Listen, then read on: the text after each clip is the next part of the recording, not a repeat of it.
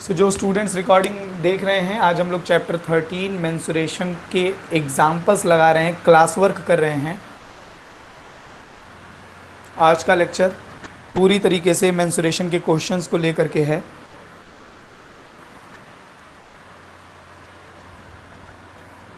Keep on solving. आंचल आज recording upload कर दूंगा। आज मैं रिकॉर्डिंग अपलोड कर दूंगा, श्योर।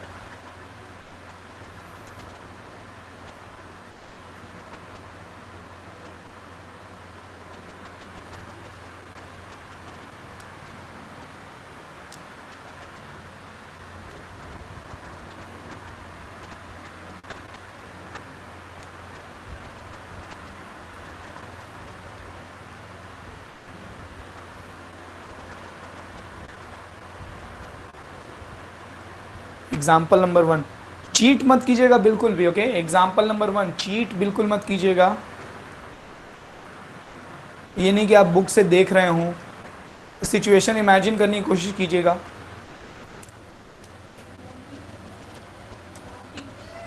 कितनी बार बनेगी चाय? कितनी बार बनेगी? नहीं पीऊंगा।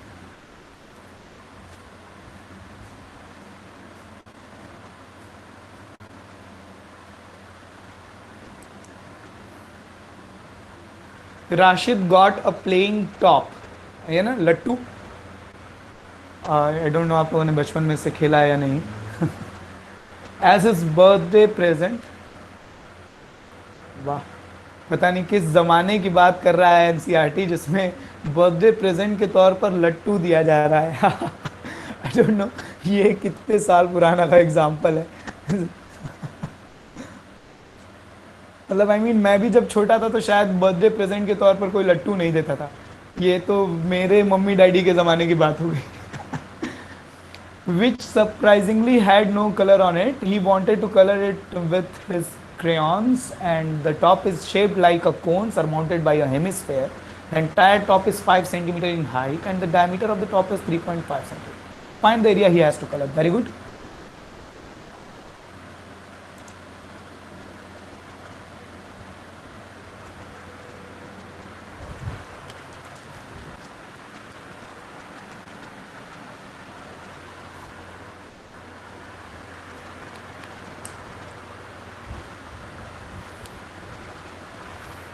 ठीक है, आंसर पोस्ट करने की जरूरत नहीं है, एग्जाम्पल है चूंकि, तो आंसर आंसर आप खुद बुक से मैच कर सकते हो। आप बस ये मैसेज करते रहो कि आपका एग्जाम्पल नंबर 1 हुआ या नहीं हुआ, 2 हुआ या नहीं हुआ। और अगर कहीं कुछ भी नहीं समझ में आ रहा हो, बुक से बिल्कुल आप देखिएगा मत, क्वेश्चन के सिवा आपको कुछ भी बुक से नहीं देखना है। जैसे बुक में डायग्राम वगैरह भी अवॉइड कीजिए देखना, आप सिर्फ क्वेश्चन पढ़िए और देखिए कि आप डायग्राम खुद से बनाएं। क्या हाइट दी हुई है, रेडियस क्या दी हुई है, वो सब खुद से लिखिए। Just do not cheat, okay please.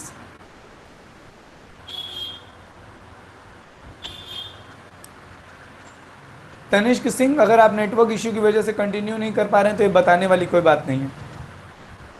Example number 1 हो गया मयंक का।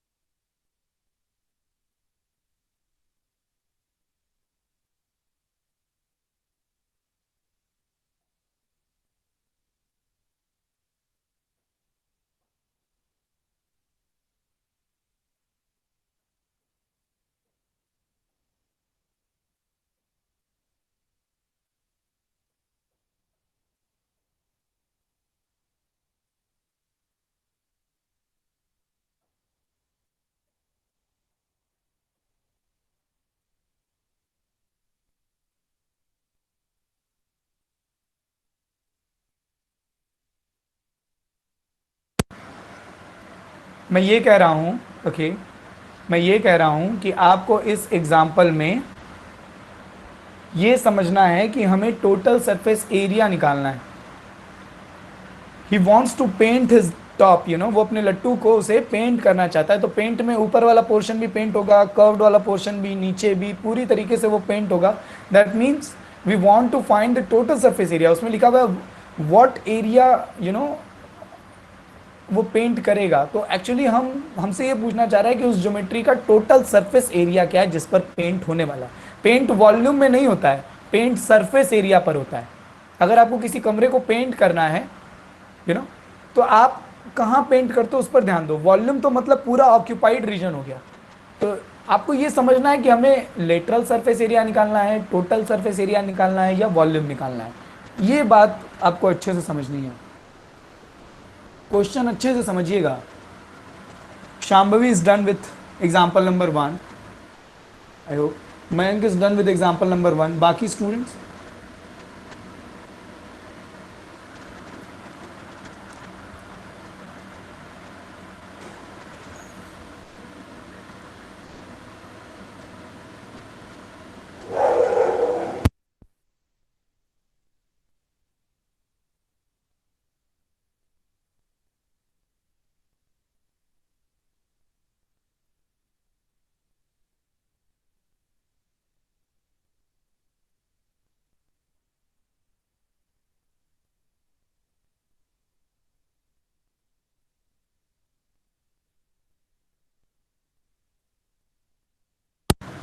Sanya is also done with example number 1.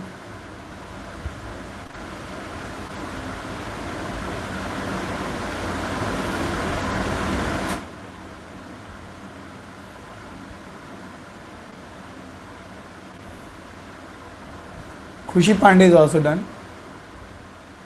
आपको कुछ भी नहीं समझ में आया प्लीज़ बताइएगा, मैं हूँ यहाँ पर, ठीक है। आपको कुछ भी नहीं समझ में आया प्लीज़ बताइएगा।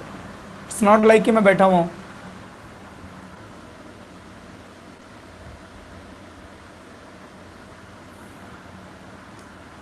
क्लास वर्क करना सीखिए, मेरे साथ क्वेश्चन लगाइए।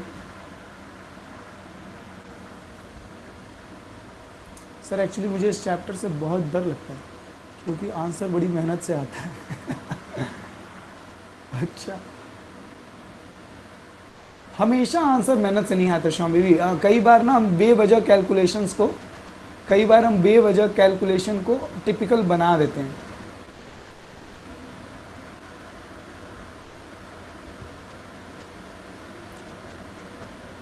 और जैसा कि मैं इसमें देख रहा हूँ 3.5 दिया हुआ है, तो 3.5/2 ये कुछ ये है थोड़ा सा 3.5। इसकी जो स्लैंट हाइट निकालनी पड़ेगी उसमें मेहनत करनी पड़ेगी हमें।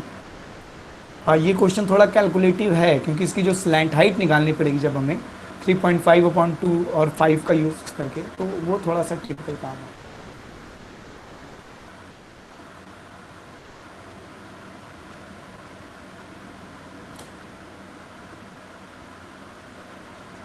बट रिमेंबर कि आप बुक से हेल्प ना लें, ठीक है। कैलकुलेशन से भागना नहीं है आपको।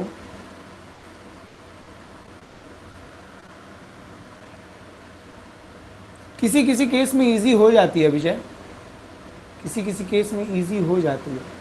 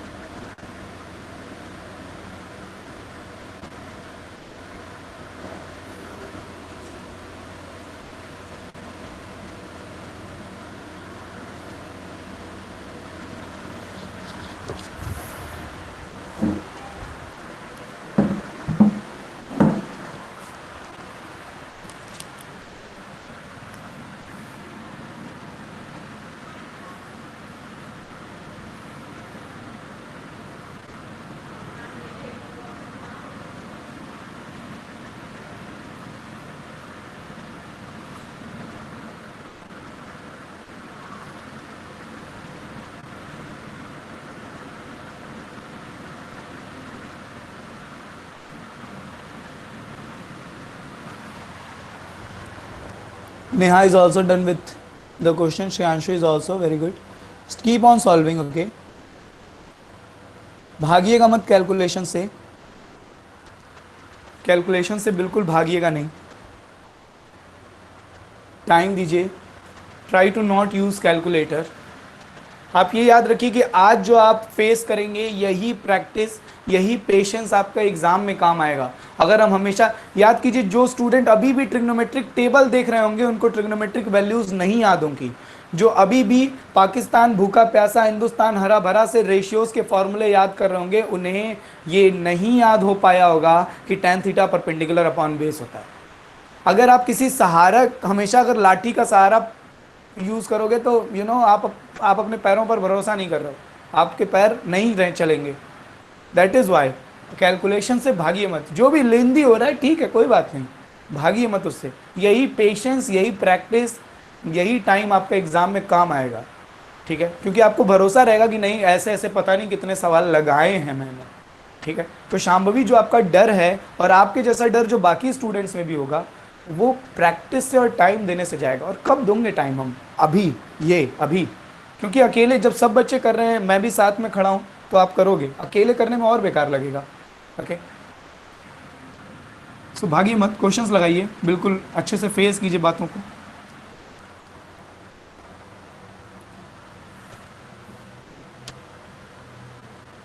The entire top is 5 centimeter high and 3.5 centimeter high.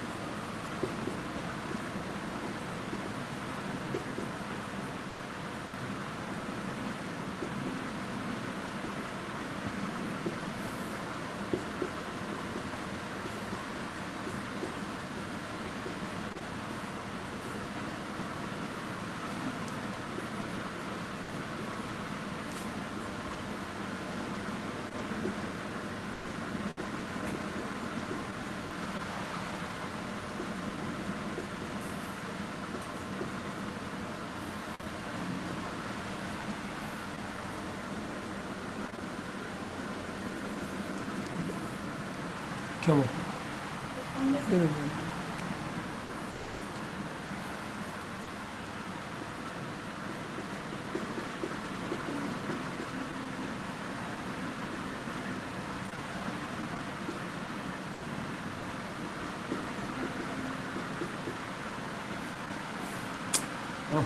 L नहीं है हमारे पास, एल निकालना पड़ेगा। एल निकाल लेते हैं।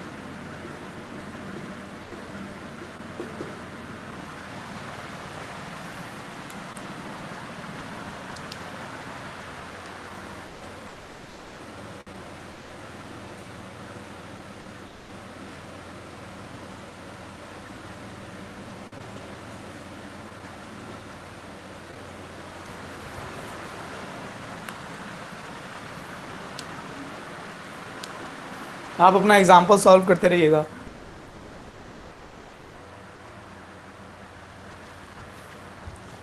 बहुत सारे स्टूडेंट्स का पहला एग्जाम्पल हो गया है। Just go on second.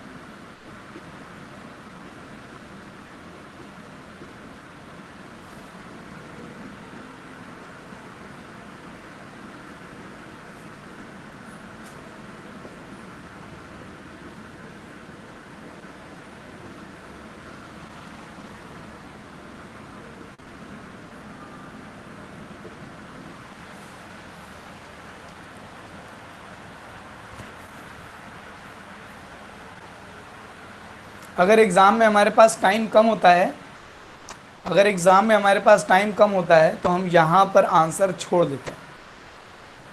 लेकिन ध्यान रहे, एक टाइम कम होता है तो अगर आपने ये कैलकुलेशंस नहीं की तो ज़रूर टीचर आपके आधे नंबर या एक नंबर, डिपेंड करता है, आधे से एक नंबर काट सकता है।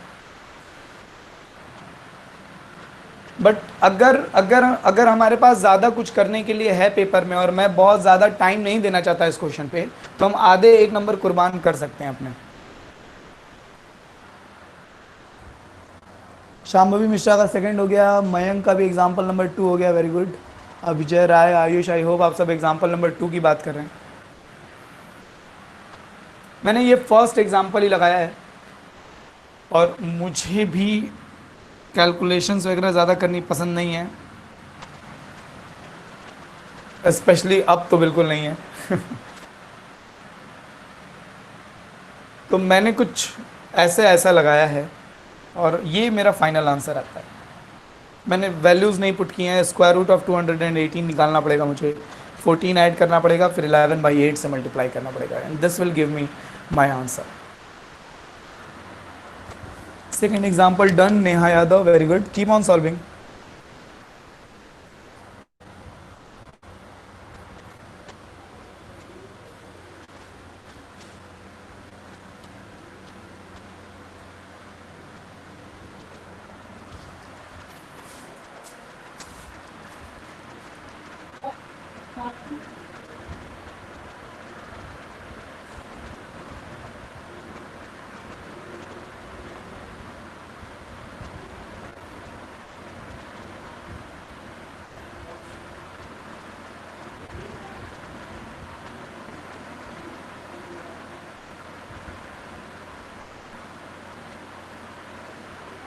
सत्यम का भी एग्जाम्पल नंबर 2 हो गया, गुड।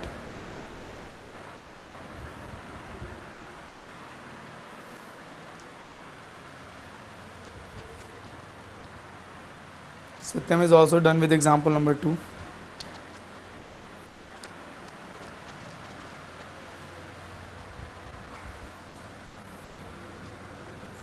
आकाश गुप्ता, वेरी गुड।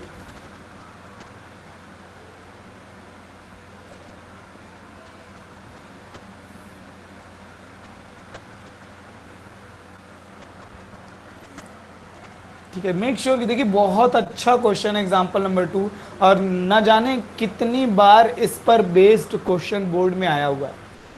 इस तरह की ज्योमेट्री बना करके, कहानी भले अलग अलग हो मगर ऐसी ज्योमेट्री लेके कई बार क्वेश्चन बोर्ड में आया हुआ है। कभी एक यहाँ पर नीचे कौन था, ऊपर हेमिस्फेयर था, अब यहाँ नीचे एक क्यूबॉइडल बॉक्स दिखाई दे रहा है और क्यूबॉइडल बॉक्स के ऊपर एक हेमिस्फेयर रखा गया। क्यूब क्यूब के ऊपर, सॉरी, क्यूब के ऊपर एक हेमिस्फेयर रख दिया है।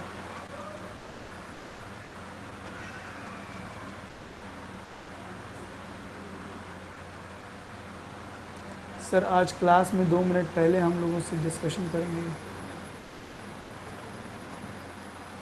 आज से 2 मिनट पहले हम लोगों से डिस्कशन करेंगे। मैं समझा नहीं सत्यम, आप क्या कह रहे हैं?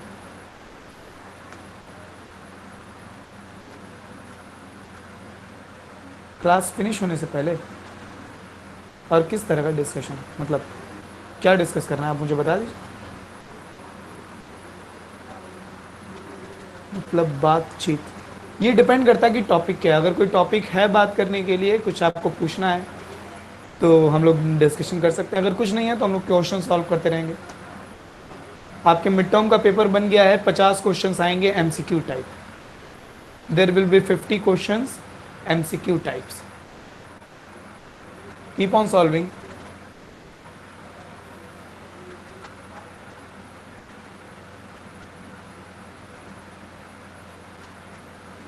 मुझे याद है जब क्लास स्टार्ट हुई थी तो 50 प्लस में स्टूडेंट थे, और अब बचे हैं 32। 32 में से 2 मैं ही हूँ, मतलब 30। 20 लोगों की पेशेंस डोल गई, धैर्य बिगड़ गया।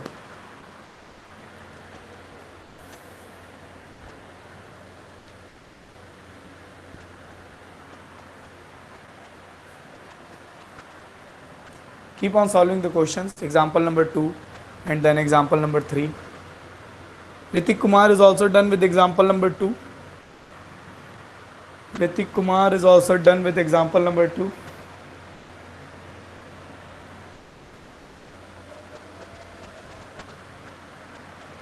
क्वेश्चन 1 क्या होगा एग्जाम में, ये कैसा सवाल है?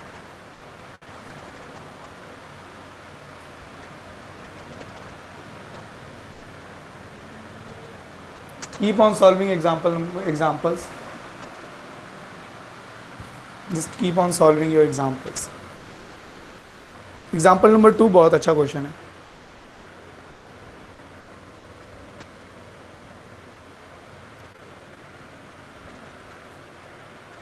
ये सब सिर्फ खबरें हैं,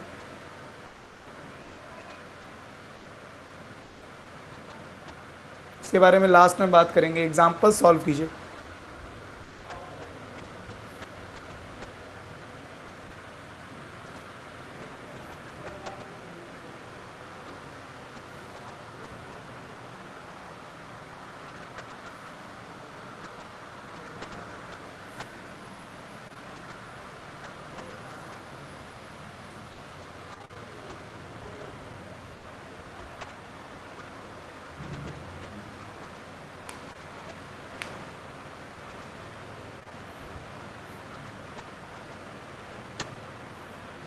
एग्जाम्पल नंबर 2 मैं लगा रहा हूँ।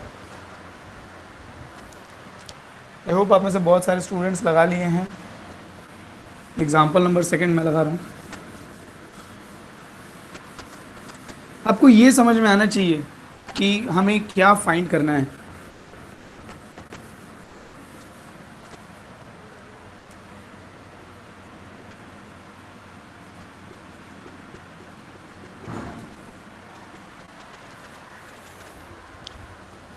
अर्पित का भी हो गया example number 2, very good. I believe कि आप सब जेन्युइनली क्वेश्चन सॉल्व कर रहे हो। The decorative block shown in figure, अगर उसने लिख दिया शोन इन फिगर तो हम फिगर देख सकते हैं। A cube and a hemisphere, okay. The base of the block is a cube with edge 5 and the hemisphere fixed on the top has a diameter 4.2, find the total surface area. इसने तो सीधे सीधे बता दिया कि आपको total surface area ही निकालना है। बात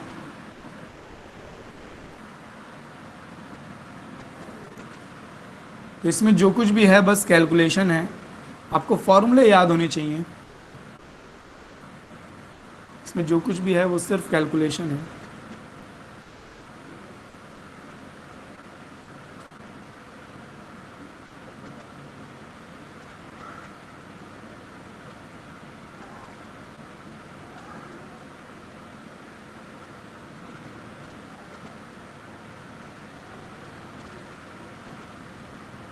ये आपको ओवल शेप दिख रहा होगा, मगर ये होगा सर्कुलर, क्योंकि एज ऐसे है 3D शेप में, तो ये आपको ओवल शेप दिखाई देगा, बट ये होगा हेमिस्फेयर, मतलब ये सर्कुलर बेस होगा और ये हमारा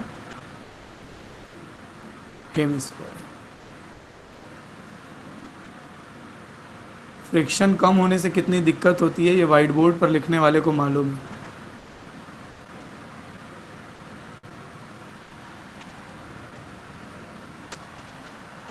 so total surface area, surface area का मतलब क्या होता है, जितना पार्ट एक्सपोज्ड है, जितना पार्ट ज्योमेट्री का एक्सपोज्ड है, ठीक है। We have a decorative block made of 2 solids,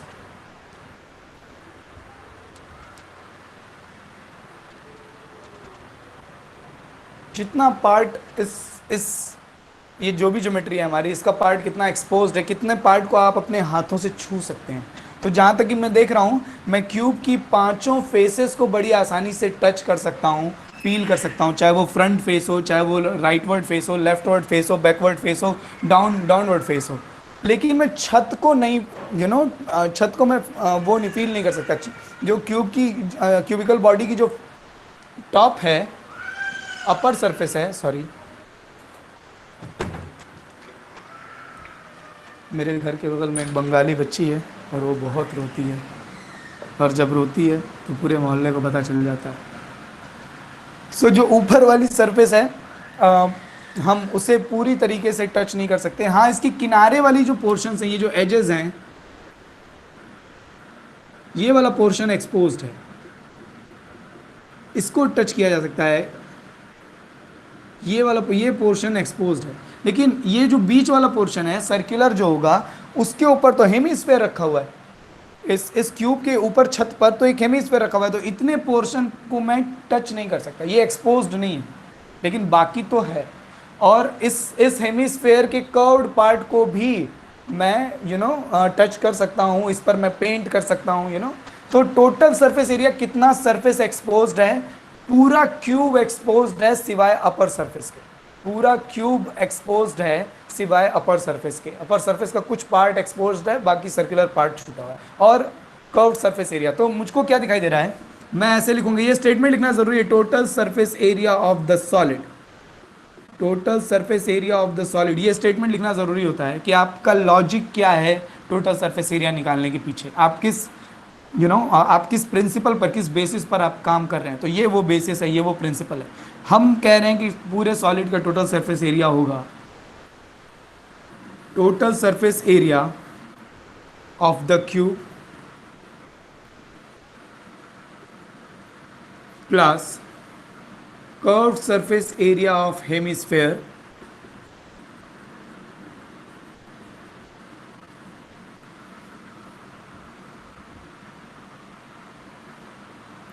देखिए टोटल सरफेस एरिया में मैंने ऊपर वाले सरफेस का भी निकाल दिया है, जबकि ऊपर ऊपर वाला सरफेस तो है नहीं। तो 2 तरीके हैं कि आप माइनस अपर सरफेस को माइनस कर दीजिए, या ऐसे लिख लो सीधे सीधे शॉर्ट में, आई थिंक ये ज़्यादा सिंपल रहेगा। आई थिंक ये ज़्यादा सिंपल रहेगा।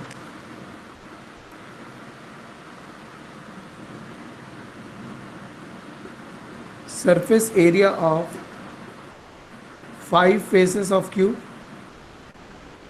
Plus curve surface area of hemisphere. मैंने पांचों सरफेस एरिया निकाल लिया, पांचों फेसेस का, right word, left word, front word, down, backward और डाउनवर्ड, ये सब निकाल लिया मैंने। ऊपर वाली छोड़ दी, पांच फेसेस की सरफेस एरिया, और हेमिस्फेयर का भी कर्व सरफेस एरिया ले लिया। बचा क्या? बचा ये शेडेड वाला एरिया। तो क्यूब की अपर सरफेस में से ये जो अपर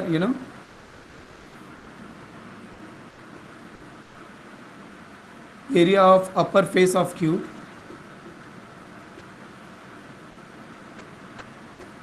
माइनस ये क्यूब की अपर फेस में से ये सर्कुलर बेस माइनस करना है, माइनस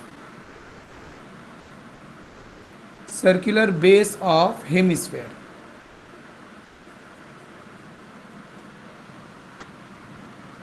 ये आइडियोलॉजी है मेरी, मैं इस तरह से निकाल रहा हूं।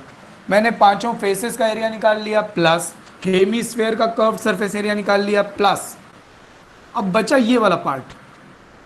इसका ये बचे हुए पार्ट का कैसे निकालेंगे? क्यूब के अपर फेस का एरिया निकाल करके उसमें से ये सर्कल माइनस कर देना है। सो फॉर्मूला हम लोग फटाफट से रखेंगे। क्यूब के 5 फेसेस का एरिया हो जाएगा 5 इंटू साइड स्क्वायर। आई होप आप इस बात को समझ रहे हो। हेमिस्फेयर का कर्व सरफेस एरिया होता है 2 pi r square, plus cube के अपर फेस का एरिया, क्यूब का अपर फेस एक स्क्वायर है, स्क्वायर का एरिया होता है ए स्क्वायर। हेमिस्फेयर का सर्कुलर बेस, सर्कल का एरिया होता है पाई आर स्क्वायर। ओह, मुझे क्या दिखाई दे रहा है? मैं अभी वैल्यूज नहीं पुट कर रहा हूं, यहां क्यूब की साइड ए है और इसका रेडियस आर है। तो मैं अभी साइड्स पुट नहीं कर रहा हूँ कुछ भी वैल्यूज। मैं देख रहा हूँ 5 ए स्क्वायर और ये ए स्क्वायर, ये आ जाएगा 6 a square, plus 2 pi r square में से पाई आर स्क्वायर चला जाएगा तो आएगा पाई आर स्क्वायर। अब मैं वैल्यूज पुट करूँगा,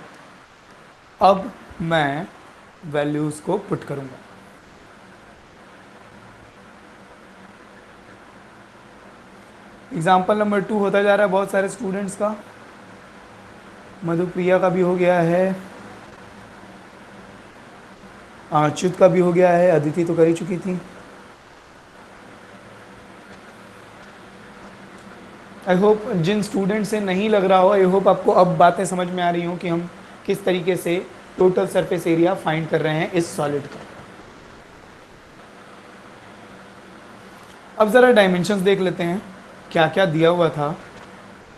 इसमें दिया हुआ था कि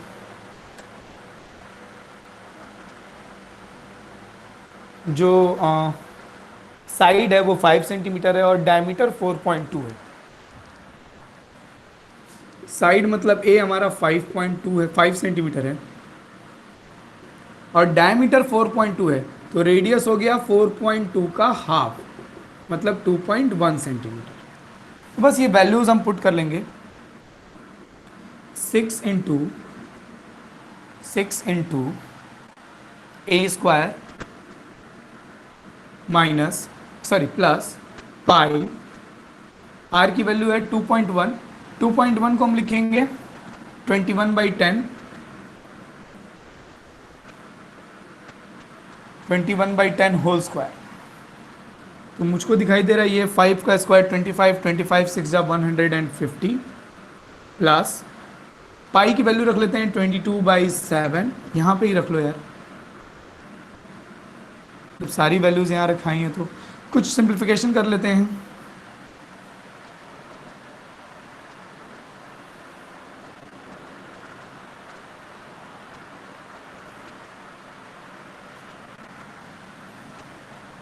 क्या मतलब बनता है,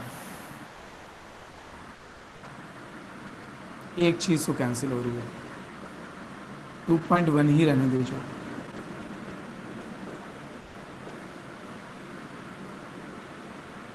ये मल्टीप्लाई करना पड़ेगा हमें, याद रहे, कोशिश कीजिए कि कैलकुलेटर आपको ना यूज़ करना पड़े। किसका किसका मल्टीप्लाई करें हम? अगर आपको 21 की टेबल आती है या 22 की टेबल बड़ी आसान होती है, 22 की टेबल आसान होती है सर, 2 से मल्टीप्लाई करना कुछ कुछ लेवल तक तो आसान होती है। तो मैं 21 और 23 का मल्टीप्लाई कर ले रहा हूँ, या आप 22 और 3 का भी मल्टीप्लाई कर सकते हैं, डिपेंड करता है किस में आप ज़्यादा कंफर्टेबल हैं, ठीक है, डिपेंड करता है।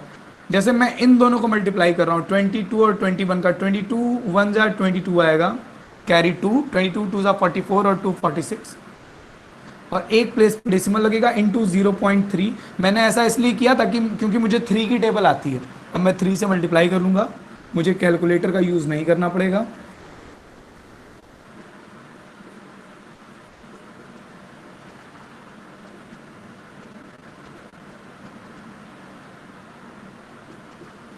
और एक प्लेस यहाँ, एक प्लेस यहाँ, दो प्लेस पे डेसिमल लगेगा 13.36। आप इसको ऐड कर दोगे और आंसर आ जाएगा आपका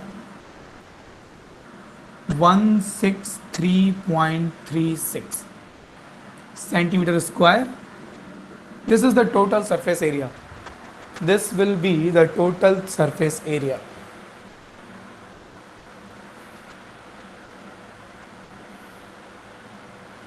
और देखिए इसमें कैलकुलेशन इतनी भी खास टफ नहीं थी, इसमें कैलकुलेशन इतनी भी खास टफ नहीं थी। एग्जाम्पल नंबर 3 हुआ किसी का? आयुष प्रजापति कह रहे हैं कि थर्ड हो गया उनका, वेरी गुड।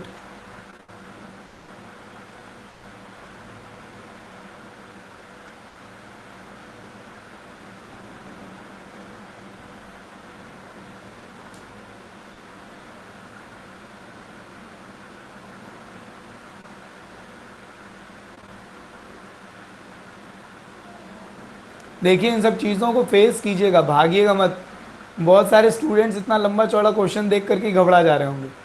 अगर वाकई आप इतने लंबे चौड़े क्वेश्चन को देख के डर जा रहे हैं, आपको घबराहट हो रही है, नर्वसनेस हो रही है, आलस आ रहा है, अरे यार कौन लगाएगा कौन पढ़ेगा, तो भाई आप 10th तक तो ठीक है, 11th में आप मैथमेटिक्स छोड़ दीजिएगा भाई, 11th में आप मैथमेटिक्स छोड़ दीजिएगा। अगर आपको बहुत लंबे लंबे क्वेश्चंस देखने से फोबिया हो जाता है, हालत पसीने छूटने लगते हैं, हालत ख़राब होने लगती है बड़ी बड़ी कैलकुलेशंस देखने से। सर मेरा भी हो गया, बस पॉइंट के बाद का नंबर एक्सचेंज हो गया है। थर्ड एग्जांपल, अच्छा ठीक है, इतनी एरर बाद में करेक्ट करना।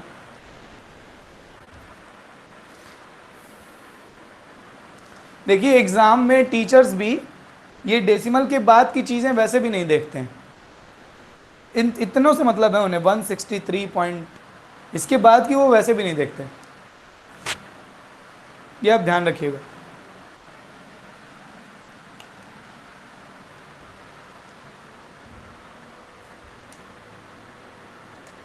मयंक का भी ऐसा ही हो रहा है, कोई बात नहीं कोई बात नहीं।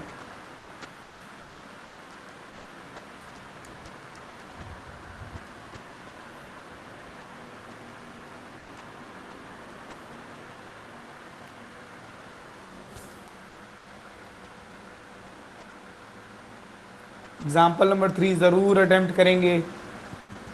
अ wooden toy rocket is in the shape of a cone mounted on a cylinder as shown in the figure, मतलब हम फिगर देख सकते हैं। The height of the entire rocket is 26 centimetre. पूरे रॉकेट में दो चीज़ें हैं, एक सिलेंडर है, बेस उसका सिलेंड्रिकल दिखाई दे रहा है, और जो टॉप है उसके ऊपर एक कोन रखा गया है। So let me draw the diagram first.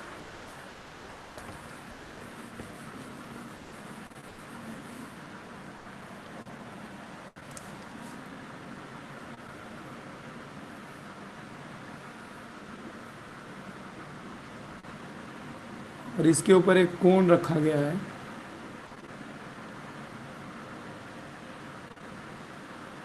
तो कोन अगर इसके ऊपर रख दिए तो सिलेंडर की तो छत गायब हो जाएगी। कोन अगर मैंने इसके ऊपर रख दिया तो सिलेंडर की तो छत गायब हो जाएगी।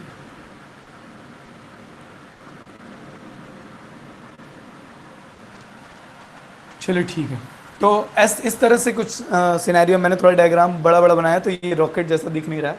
पूरी हाइट दी हुई है 26 centimetre, height of the conical part is 6 centimetre. तो ये जो कोन की हाइट है वो 6 सेंटीमीटर है, पूरी हाइट 26 है, तो सिलेंडर की हाइट कितनी हो जाएगी, 20 सेंटीमीटर, जितना मैं समझ पा रहा हूँ। Next is the base of the conical portion has a diameter of 5 centimetre. ये 5 सेंटीमीटर इसका पूरा डायमीटर है, पूरा डायमीटर 5 सेंटीमीटर है, तो इसकी रेडियस हो जाएगी, okay okay,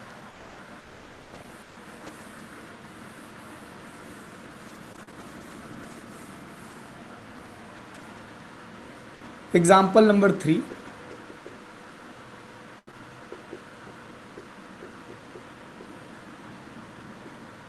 for the cone for the cone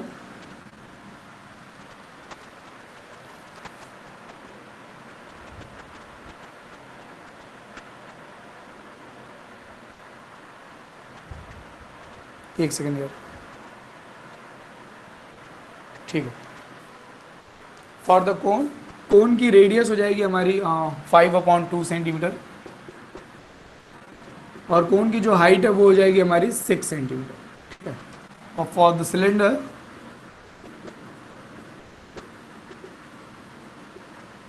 cylinder की हाइट को मैं कैपिटल एच लिखूंगा, और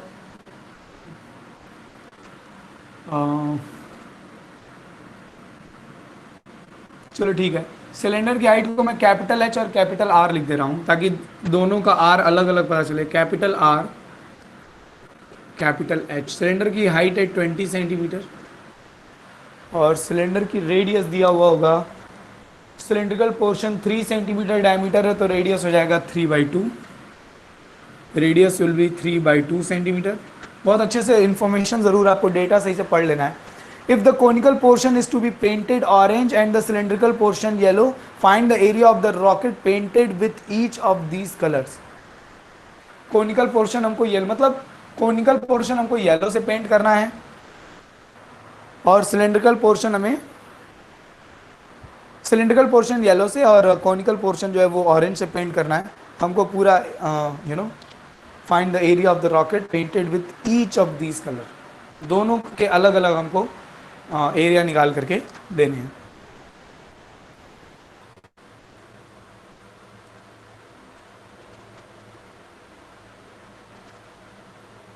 तो अगर मैं कोन की बात करूं, पहले सिलेंडर की बात कर लेते हैं, सिलेंडर वाला इजी दिखाई दे रहा है मुझे।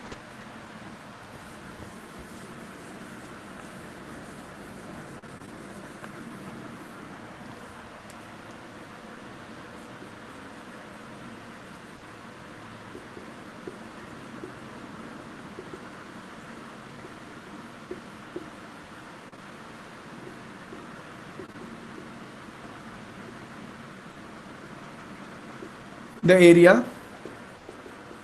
Area to be painted by yellow, yellow से कौन पेंट होना है, सिलेंड्रिकल पार्ट, तो वो हो जाएगा हमारा। अब देखिए सिलेंड्रिकल पार्ट में कौन कौन सा पेंट करना है हमें, तो पेंट किस पर होगा, सरफेस एरिया पर। तो मैं सिलेंडर को जहां तक ही देख पा रहा हूं, सिलेंडर में कौन कौन सा पार्ट एक्सपोज्ड है, तो ये जो सिलेंड्रिकल पोर्शन है, सिलेंडर का ये जो सिलेंड्रिकल पोर्शन है ये एक्सपोर्ड है, इस पर हम पेंट कर सकते हैं, इसके बेस पर हम पेंट कर सकते हैं, लेकिन इसके टॉप पे पेंट नहीं कर सकते क्योंकि इस पर कोन रखा हुआ है। इसके टॉप पे पेंट नहीं कर सकते क्योंकि इस पर कोन रखा हुआ है, तो हम सिलेंड्रिकल पार्ट और बेस एरिया बस यही पेंट कर सकते हैं। तो ये हो जाएगा curved surface area of cylinder plus base area of cylinder. तो कर्व्ड सरफेस एरिया सिलेंडर का आई होप आपको याद हो 2πRh होता है, और सिलेंडर का बेस एरिया πr² क्योंकि वो सर्कल है। वैल्यूज पुट करने से पहले आप देखिए पाई कॉमन आ जाएगा, आप देखिए r कॉमन आ जाएगा, 2 टाइम्स h प्लस r। अब वैल्यूज पुट करेंगे हम, r है हमारा सिलेंडर के लिए, r की वैल्यू है 3/2, ओके, और h की वैल्यू है, तो सिलेंडर के लिए मैं यहाँ कैपिटल R यूज करूंगा, आई एम सॉरी, सिलेंडर के लिए मुझको कैपिटल R यूज करना है।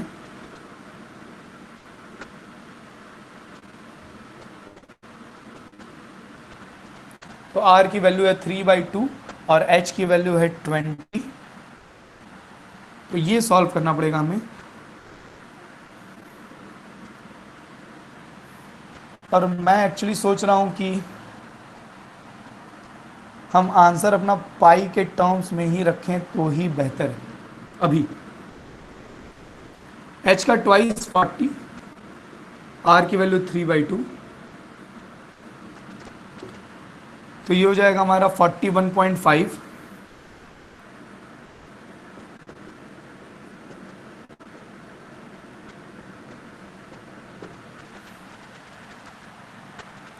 ये हो जाएगा हमारा 41.5 इंटू 3/2 का मतलब 1.5, और 40 में 1.5 ऐड करेंगे तो 41.5। इतने सेंटीमीटर स्क्वायर आ गया हमारा सिलेंड्रिकल पार्ट का एरिया। इतने सेंटीमीटर स्क्वायर। अब पाई की वैल्यू 3.14 रख करके पूरा मल्टीप्लाई करना पड़ेगा। अगर आपके पास एग्जाम में टाइम नहीं है तो आप अपना आंसर यहाँ भी छोड़ सकते हैं। एग्जाम्पल नंबर 3 कर रहा था मैं।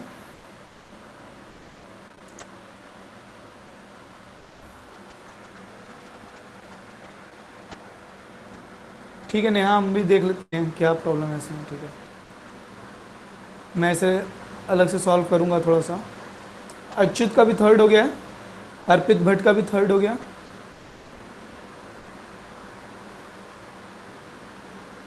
(27 स्टूडेंट्स, 28।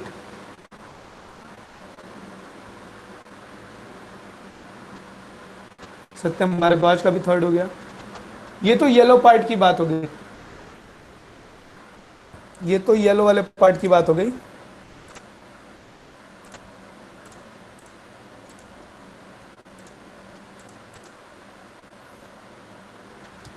अब हम लोग बात करेंगे ऑरेंज पार्ट जो कि कॉनिकल पोर्शन है। अब हम लोग बात करेंगे ऑरेंज पार्ट जो कि कॉनिकल पोर्शन है। मैं इसको कहीं लिख लेता हूं कि ये कितना है। अच्छा, ये दोनों एरिया तो अलग अलग निकालना है। अच्छा, मुझे ये बताओ, जो तो आप लोग बता रहे हैं कि डेसिमल वाले पार्ट में थोड़ा वेरिएशन आ रहा है, वो ऑरेंज वाले पार्ट में आ रहा है या येलो वाले पार्ट में आ रहा है? आप लोग जो बता रहे हैं कि आंसर में थोड़ा सा डिफरेंस आ रहा है ऑरेंज वाले पार्ट में। ठीक है, तो ऑरेंज वाला पार्ट अपन निकालते हैं, उसके बाद पता चल जाएगा।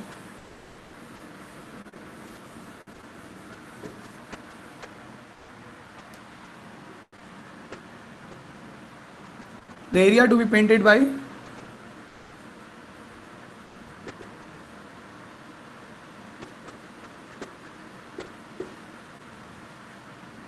orange, sorry, conical part। तो कॉनिकल पार्ट में आप देखिए कौन कौन सा पोर्शन एक्सपोज्ड है। कर्व्ड सरफेस एरिया पर हम पेंट करेंगे, और ये कोन जो है इसका बेस जो कि सर्कुलर है वो सिलेंडर के बेस से बड़ा है। तो इसका मतलब कोन का जो बेस है वो सिलेंडर से थोड़ा बाहर निकला रहेगा, जैसा कि डायग्राम में भी आप साफ देख पा रहे हो। तो ये जो किनारे वाला पोर्शन जो सिलेंडर से बाहर निकला हुआ है ना, उस पर भी हम पेंट कर सकते हैं। सिर्फ इतने पोर्शन पर पेंट नहीं होगा, सिर्फ इतने पोर्शन पर पेंट नहीं हो पाएगा, बाकी ये किनारे वाला पोर्शन पूरा पेंट होगा। बाकी ये किनारे वाला पोर्शन, ये area to B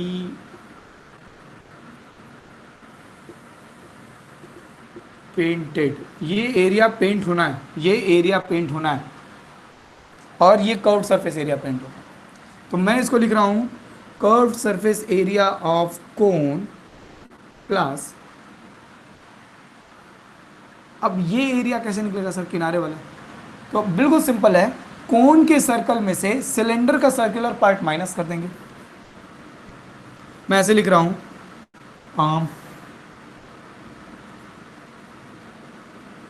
base area of cone, base area of cone minus top area या बेस एरिया ऑफ सिलेंडर, ऐसे आप लिख सकते हो। यही बेस एरिया कहूँ या टॉप एरिया कहूँ एक ही बात है, रूफ एरिया। ठीक है,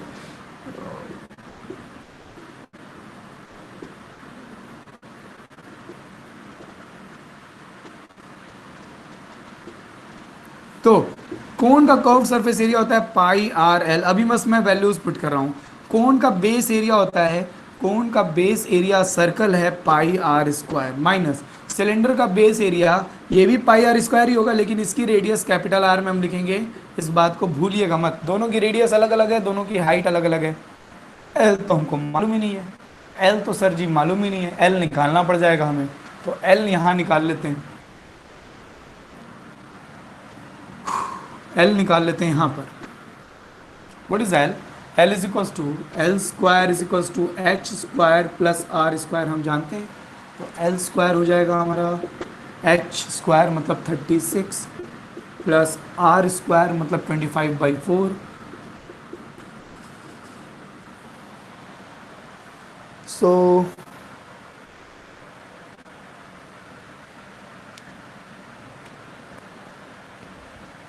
ठीक है, सॉल्व तो करना पड़ेगा इसे, कुछ हो नहीं रहा है क्या?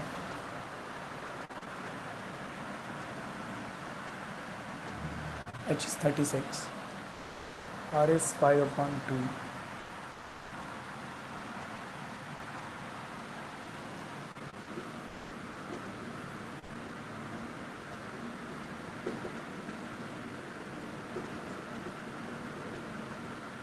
ये तो 169 आ गया भाई,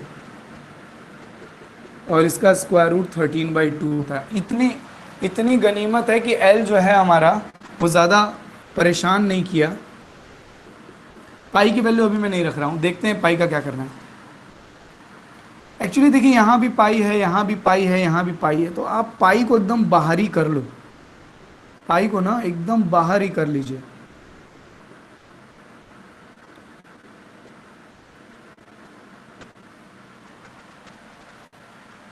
आपको मालूम है A square minus B square का एक फॉर्मूला भी होता है सर?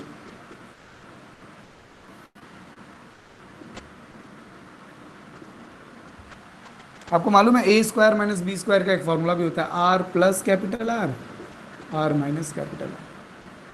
अब वैल्यूज हम पुट करेंगे। आर की स्मॉल आर की वैल्यू 5/2, 5/2। एल की वैल्यू हमने निकाली है 13/2 plus small R plus capital R, small R plus capital R, देखिए इन दोनों को ऐड करेंगे तो 5/2 प्लस 3/2 8/2 आएगा, into small R minus capital R, इसमें से इतना माइनस करेंगे, 5/2 में से 3/2 माइनस करेंगे 2/2 आएगा, मतलब 1 आएगा। तो ये हो गया हमारा 5/65/4 प्लस 8/2 इंटू पाई। पाई की वैल्यू देखते हैं हम क्या करना है, अभी हम मैं पाई की वैल्यू रखने के मूड में नहीं हूँ। यह 4 आ जाए, एलसीएम लेंगे 4 आ जाएगा, और ये 16 हो जाएगा, तो 65 प्लस 16, और यहाँ पर हो जाएगा पाई/4। तो 65 और 16 हम जोड़ेंगे तो आ जा रहा है पाई/4 इंटू 81, यानी कि ऐसे सीधे सीधे ऐसे लिख सकते हैं 81/4 इंटू पाई। ये मेरा आंसर आ रहा है, ऑरेंज पार्ट जो ऑरेंज कलर से पेंट होगा वो आंसर मेरा ये आ रहा है। मैंने पाई की वैल्यू अभी नहीं रखी है,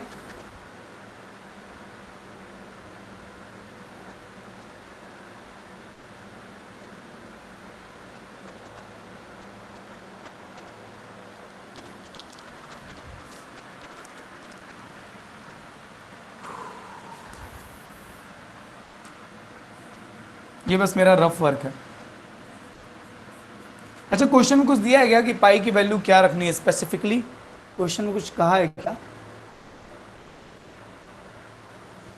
पाई की वैल्यू? क्वेश्चन में 3.14 रखने के लिए कहा है। तो ठीक है,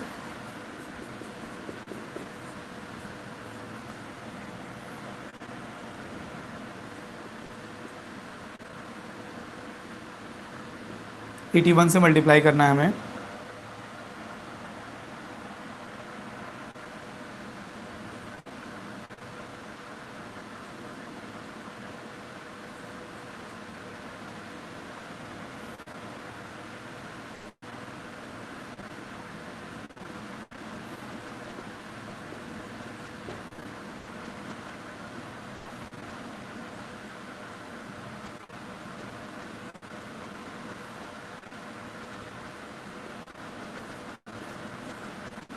63.585 आ रहा है मेरा, 63.585 आ रहा है मेरा।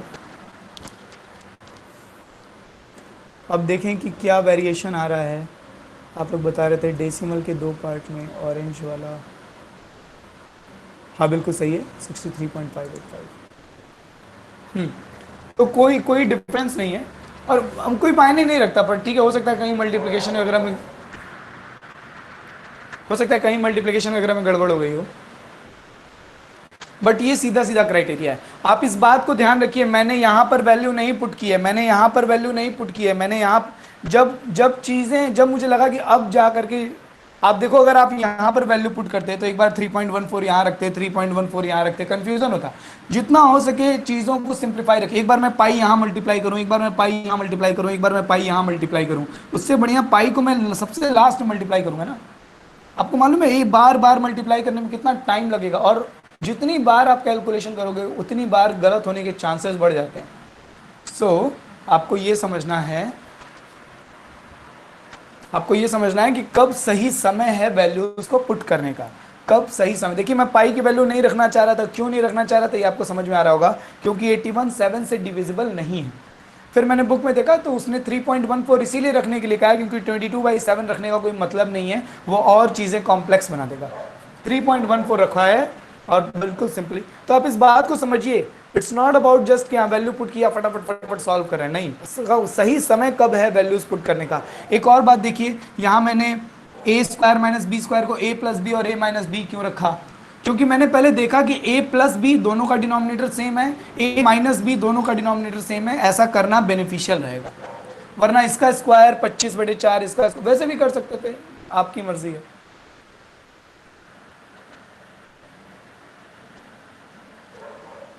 सो आई होप आपको तीनों एग्जाम्पल समझ में आए होंगे। अगर टाइम मिले आपके पास मिड टर्म के सिवा तो आप कल फिर से क्वेश्चन सॉल्व कीजिएगा, ठीक है, क्वेश्चन सॉल्व करके रखिएगा। अगर नहीं तो हम लोग कल फिर से क्लास वर्क करेंगे, अगर नहीं तो हम लोग कल फिर से क्लास वर्क करेंगे। आज के लिए इतना ही। मेरा करेक्ट आ रहा है एग्जाम्पल नंबर 4 डन। अर्पित का एग्जाम्पल नंबर 4 हो गया है, वेरी गुड।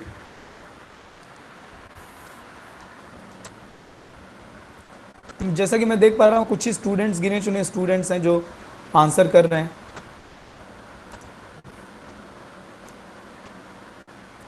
कीर्ति आंसर नहीं कर रही हैं, अमृता, कृष्ण ने एक भी आंसर नहीं किया है,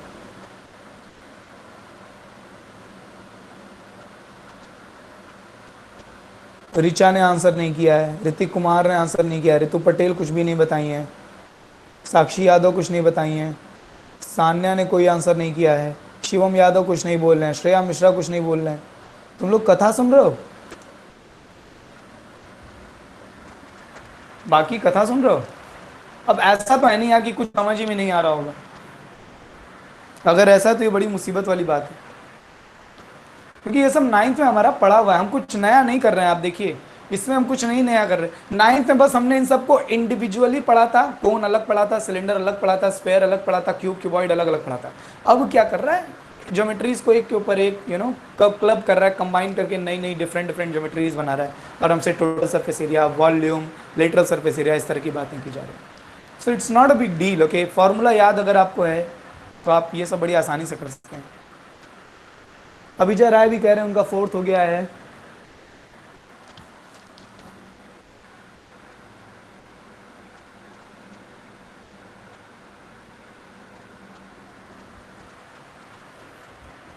देखिए एग्जाम्पल टफ है या एक्सरसाइज टफ है ये मायने नहीं रखता है। ये जो क्वेश्चन 3rd, ये जो एग्जाम्पल नंबर 3 और एग्जाम्पल नंबर 2 आपने लगाया है ना, आप प्रीवियस ईयर बोर्ड पेपर उठा करके देखिए, इस तरह की कई बार कहानी भले बदल दी है, कभी इसको रॉकेट बुला देगा, कभी कुछ और बुला देगा, कहानी भले इसने बदली है, मगर इस तरह के कई बार क्वेश्चंस आए हैं। इट्स नॉट अबाउट कि हाँ एग्जाम्पल, एनसीईआरटी के एग्जाम्पल्स आपको हमेशा सॉल्व करने चाहिए। ऐसा कई बार हुआ है बोर्ड में कि एनसीईआरटी के एग्जाम्पल्स आ गए हैं पेपर में। मैं शुरू से कहता आ रहा हूँ, ट्रायंगल में भी मैंने बोला कि आप 1 by 1 सारे एग्जाम्पल सॉल्व करेंगे, ठीक है। कुछ चीज़ें, कुछ जगहें हैं चैप्टर्स जहाँ पे एग्जाम्पल छोड़ भी दें तो चल जाएगा, बट मेंसुरेशन है एरिया रिलेटेड टू सर्कल है, ट्राइंगल्स है, सर्कल्स है, कंस्ट्रक्शंस हैं, इन सब में आप एग्जाम्पल नहीं छोड़ सकते भाई, बिल्कुल नहीं छोड़ सकते। ठीक है, एक एक एग्जाम्पल और एक एक क्वेश्चन आपको सॉल्व करना चाहिए। कल हम लोग फिर मिलेंगे, फिर से क्लास वर्क करेंगे। आप लोगों ने 4 एग्जाम्पल लगाए, मैंने 3, आप मुझसे एक एग्जाम्पल आगे चल रहे हैं। कल हम लोग फिर से आगे बढ़ेंगे इसी चैप्टर को लेकर के, क्लास वर्क ही करेंगे बैठ करके, पहले आप लगाएंगे फिर मैं। खूब खुश रहिए, खूब मेहनत कीजिए। बाय।